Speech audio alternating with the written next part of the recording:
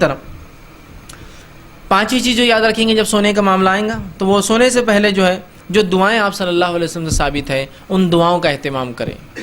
یہ بڑا ضروری چیز ہے، یاد رکھیں.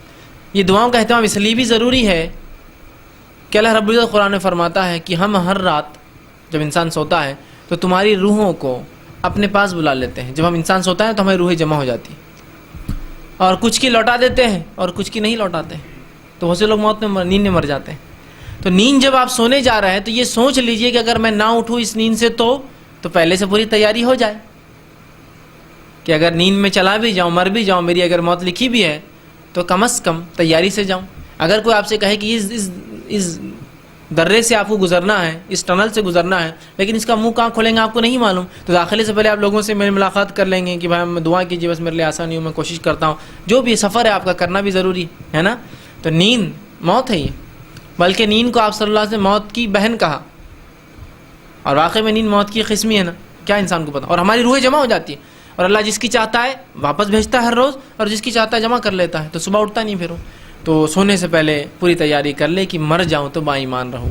ٹھیک، جس میں نبی اکرم صلی اللہ علیہ وسلم سونے سے پہلے جو اذکار کرتے ہیں اس میں صحیح بخاری اور صحیح مسلم کی روایت ہے. آپ صلی اللہ علیہ وسلم جب سوتے تو سونے سے پہلے یہ پڑھتے 33 بار سبحان اللہ، 33 بار الحمدللہ اور 33 بار اللہ اکبر، اور اس کے بعد ایک بار اور اللہ اکبر یا لا الہ الا اللہ وحدہ لا شریک لہ لہ الملک ولہ الحمد وہو علی کل شیء قدیر، دونوں روایتیں ملتی ہیں. تو یا تو 33 بار الحمدللہ، 33 بار سبحان اللہ، 33 بار الحمدللہ اور 34 بار اللہ اکبر، یا 33 بار سبحان اللہ، 33 بار الحمدللہ اور 33 بار اللہ اکبر، اور آخر میں لا الہ الا اللہ وحدہ لا شریک لہ لہ الملک ولہ الحمد وہو علی کل شیء قدیر. جو یہ شخص کرتا ہے یہ غلام آزاد کرنے سے زیادہ بہتر ہے اس کے لیے، اور 1000 نیکیاں اس کے نام عامہ میں لکھ دی جاتی ہے. کہ تو یہ 100 بار پڑھ رہا ہے نا تو اللہ ہر نیکی کو 10 گنا بڑھا دیتا ہے، تو 100 کا ہو جاتا ہے 1000، 1000 نیکیاں بھی مل جاتی. کتنا بڑا فائدہ ہے. تو سونے سے پہلے نبی اکرم صلی اللہ علیہ وسلم یہ پڑھتے ہیں.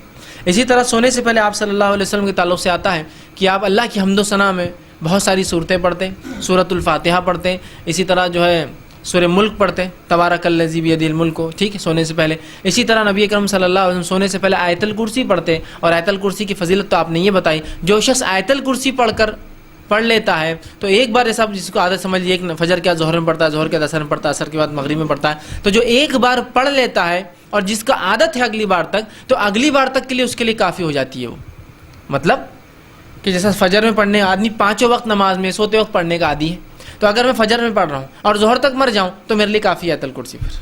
اور اگر ظہر میں پڑھنے کی عادی ہوں، ظہر کے بعد مروں عصر کے بیچ میں، تو پھر وہ میرے لیے کافی ہے.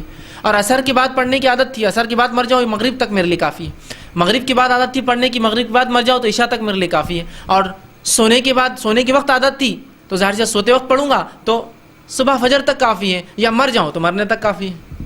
تو کفایت کر جاتی ہے یہ صورت. اسی طرح آپ صلی اللہ علیہ وسلم سورہ فلق، سورہ ناس پڑھتے، سورہ کافرون پڑھتے.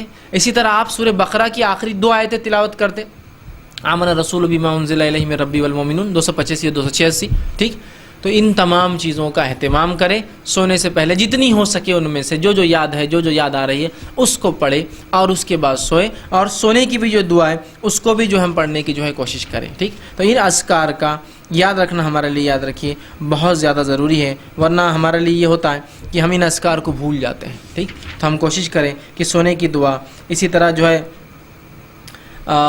مختلف جو باتیں میں نے آپ کو بتائی، آیت الکرسی ہے، سورہ فلق، سورہ ناس، سورہ کافرون ہے، اسی طرح سورہ ملک ہے، اور بھی بہت ساری چیزیں آپ صلی اللہ سے ملتی ہے. آپ حصن المسلم جو محمد بن علی القحطانی کی حصن المسلم کی دعاؤں کی کتاب ہے وہ لے، اس میں بہت ساری دعائیں انہوں نے آپ صلی اللہ علیہ وسلم رات میں جو آپ پڑھتے ہیں وہ نقل کی ہے. ٹھیک، اسی طرح سونے کے وقت کی جو دعائیں ہیں، اور بھی بہت دعائیں ثابت ہیں سونے کے وقت کی، مطلب کئی ہیں آپ سمجھ جو پڑھتے، اور کئی دعائیں ہیں جو آپ سے منقول ثابت ہے، چھوٹی اور بڑی سب. کوشش کریں اس میں سے جو آپ کو میسر و آسانی ہو پڑھ کر آپ سوئیں. ٹھیک، اسی طرح اب اگر آپ رات میں دوران نیند